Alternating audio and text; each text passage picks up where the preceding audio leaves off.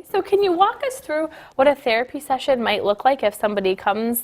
I'm sure different depending on the client, but I'm very interested to know what happens when I show up and I'm with the horse.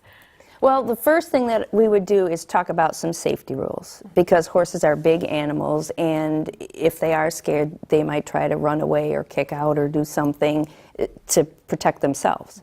So we talk about that, safely introduce you to a horse, teach you how horses communicate, what what their body language means, how they relax when they get tense, so that you can take an internal read and monitor what's going on with you.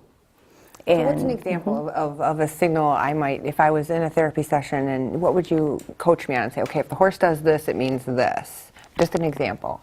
Okay, well, say you were brushing the horse or we were talking about something, and all of a sudden the horse would pick its head up.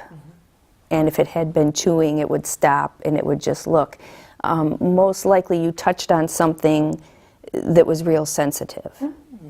I had an example one time. I had a client who was going to come and work around the horses, and one of my horses, he was finishing up his breakfast. So there was a round pan on the ground with his food in it.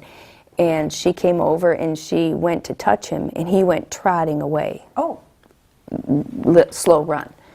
And That's a sign. yes, because this horse does not normally move from his food. Oh. And so then I said, well, you know what, maybe we should talk a little bit first before we, enter. And she told me that she just let her husband know she was filing for divorce. Oh, wow. So she had a lot of turmoil, a lot of chaos going on.